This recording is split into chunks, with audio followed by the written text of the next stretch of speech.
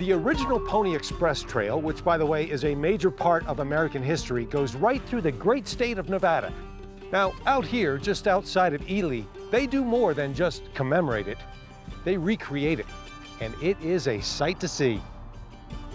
I made my way out to Egan Canyon to meet up with Tony, a ride captain with the Schellbourne Riders.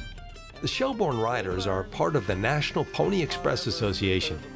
They honor the history and the tradition of the Pony Express. For 18 months, from April 1860 to October 1861, riders for the Pony Express carried mail from Missouri to California, 1,966 miles in 10 days. Riders crossed 8 states. The mail entered Nevada from Utah with an exchange happening right here, just north of Ely. What canyon are we in? Where exactly? This is a famous Egan Canyon. This gentleman was dispatched out of Salt Lake for Pony Express. This was his responsibility, and down there where that station's at. And he had this part for sure, all the way across to Egan to Butte, and his responsibility was manning and maintaining all the horses and the riders and recruiting drivers. And occasionally I'll see a Pony Express route sign. That's the actual path that they were taking. Yeah, exactly. We're actually standing right off the path. They'd come right up through Egan. They'd go straight up to over the top of Egan, over the other side. And this has not changed a bit. This is what they were seeing is what we're seeing. Exactly. When you look around, you see the trees, the terrain, the sagebrush. It's exactly what they were seeing. It gives me chills. And then yeah, what is this? Now the Cavalry used to support the pony riders because they had quite a few incidents where the hostiles would try to grab the pony. One of the rumors was the Indians wanted to stop them because they couldn't figure out what was in those bags to make those horses hook and go so fast. Yeah, that was one of the, you hear, there's all kinds of reading material. Yeah. But up here on that hill behind us is where the cavalry was stationed. I've been up there, I've found horseshoes and I've found stuff. And here, nobody knows too much about it. I haven't been able to find a lot of material. But there's 4 cavalry soldiers that are buried here that evidently were killed by hostiles. How do you know they're cavalry soldiers?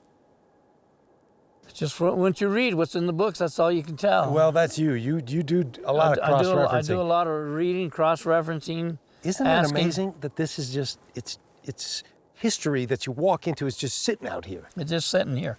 What's ironic is if you look at the construction of this, the poles are put in here by wood pegs. The nails used then, because they didn't have a lumber company to go down and get number 6s or whatever, they used horseshoe nails to put this thing together. It's all nailed together with horseshoe nails and wood pegs. You have painted such an amazing picture for me. What I'd like to see now is some details. Do you have like saddles and all that kind of stuff? I have an original saddle. I have a pistol that they used, that they were issued when they first became riders. What are we standing here for? Let's go take a look at that. Let's go. Tony had a couple of fellow riders with him who, I gotta say, not only look the part, they live it. Tony walked me through what Pony Express riders were issued and used as part of their job delivering the mail. Now let's get to the details of what these people had to go through on the Pony Express. And this is a different kind of saddle than I've ever seen before. Tell me about it, Tony. That was recruited from the United States Cavalry. It's called a McClellan saddle. And the advantage of it, it's just a simple saddle. There's many advantages to it. If you can see the crack in here, this was designed for the soldiers to help cool the horse and the rider for comfort. Quick to put on, one cinch, and poof, you're gone. It's on and you're gone. Now, Travis, what are you holding there? Is that what the mail went in? What is that? Now, you have a word for this. It's a mochila. Mochila. It depends on what part of the United States you're in. Some people call it mochila. But this was everything, because this is what the mail went in. This is what the mail went in. These little individual compartments are called canteens. So there was 4 canteens on it. And when the rider would come in, they'd swing it on a horse. The difference between this, it doesn't have a saddle horn. This particular one was designed with this. They didn't have this strap. And it was designed to be done quickly. Quickly. That's you throw amazing. it on and you hook and book. Now, And these were all under lock, and I don't know what I did with my lock. I have one someplace. well, of course they were locked, because there were problems and dangers along the trail, and so I'm guessing they had a weapon. They had a weapon, and this is what they were issued. Look at that. This is a 36 caliber. Initially, they were issued three weapons, another pistol and a rifle. But because of the extra weight, they landed up just carrying one pistol, 36 caliber, ball and cap. And they'd have it preloaded, and they'd carry it with them. This is their only defense against hostile or animals or anything like that. Tony had something else to show me, an exchange. What are we seeing here? What's about to happen? An actual exchange between the riders, the pony riders, them bringing the mail in and taking the mail off. And this is exactly what it would have looked like. Exactly. Exactly, including the terrain, the mountains. This is exactly the way it would have been in 1860 and 1861. Now this rider has come how far? Generally back in the day. Oh, there's the rider now. Okay. That'd have been about 10 or 15 miles from the Schellbourne station. And this was designed to be done as quickly as possible. They were on a timetable. They were on a 10-day. They had a 10-day timetable from St. Joe to Sacramento, California.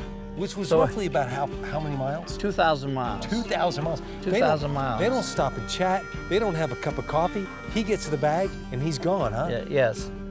And normally this rider would have carried, it depends, but she'd done her section, which could have been up to 75 miles. And there he goes. There he goes. It's fascinating, isn't it? Nowadays, you send a text or an email. If you don't hear back right away, get a little agitated. Well, think of what it must have been like back in the 1800s, when it took at least 10 days to hear some information. Think about the patience, but also the ingenuity and the drive to get the job done. It's Nevada at its finest.